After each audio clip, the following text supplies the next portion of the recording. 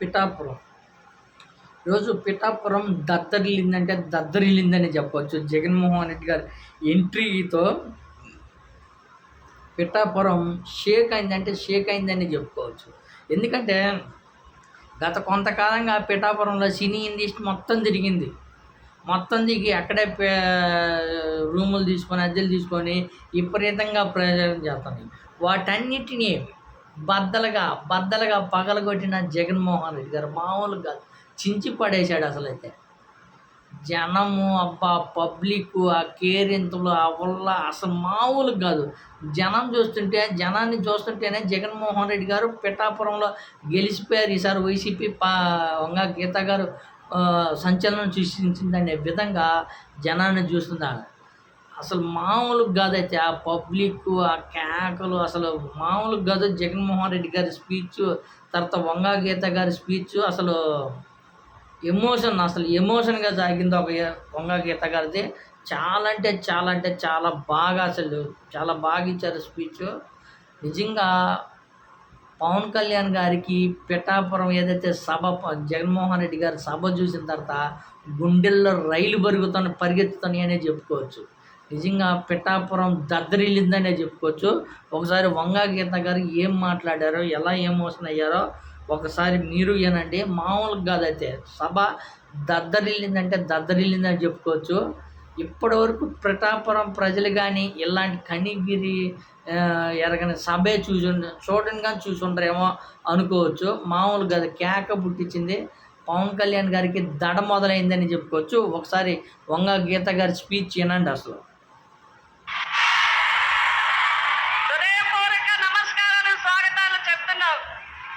నేను సార్ని ఒక్క మాట అడిగాను. ఇందాక అక్క చెల్లెమ్మలకి ఒక మాట చెప్తా ఉన్నాను. నేను ఒకే ఒక్క మాట, సార్ అక్క చెల్లెమ్మల అందరికి మీ అందరికీ నేను చెప్పేది ఒక్కటే. నేను పిఠాపురం నియోజకవర్గంలో పుట్టలేదు. నన్ను అవహేళన చేస్తున్నారు, నన్ను అవమానిస్తున్నారు, నన్ను మీకు దూరం చేస్తున్నారు. నేను ఇదే చెప్తున్నాను. నా కుటుంబ సభ్యులు నేను క్షమించమని అడుగుతున్నాను. నా పిఠాపురమే నా కుటుంబం అని, నా మాటే శాసనం. నా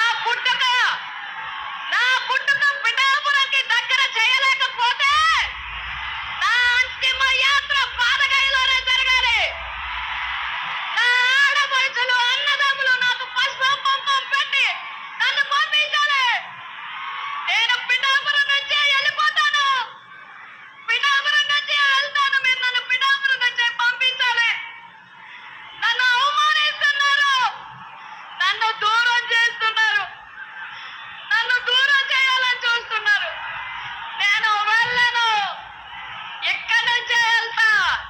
ఇప్పటి నుంచి ఇంకా పిఠాపురం వదిలిపెట్టను.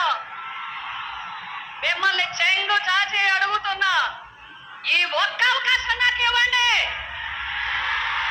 నా బిడ్డ సాక్షిగా నియోజకవర్గాన్ని అభివృద్ధి చేసి చూపిస్తాను. ఆ కుక్కుటేశ్వర స్వామి రాజేశ్వరి మాత అనుగ్రహం ఉంటే మళ్ళీ ఇక్కడే పుడతాను, మళ్ళీ పిఠాపురంలోనే పుడతాను. మీ రుణం తీర్చుకుంటాను అని చెప్పి మీ అందరికీ తెలియజేస్తున్నాను. నాకు ఈ అవకాశం ఇచ్చినందుకు మామూలు కదా, అసలు దద్దరిల్లిపోయింది పాపము వంగ గీత గారి స్పీచ్. తర్వాత వంగ గీత గారికి మంచి బంపర్ ఆఫర్ ప్రకటించాడు. డిప్యూటీ సీఎం చేస్తాము, ఈసారి పిఠాపురం గెలిస్తే మీ మహిళని మీ దగ్గరగా మీ ఊరు అభివృద్ధి చేయడానికి డిప్యూటీ సీఎంగా చేసుకొని నా పక్కన కూర్చోబెట్టుకుంటానని జగన్మోహన్ రెడ్డి గారు సంచలనమే చేశారు. మొత్తానికి పిఠాపురం దద్దరిల్లిందనే చెప్పుకోవచ్చు.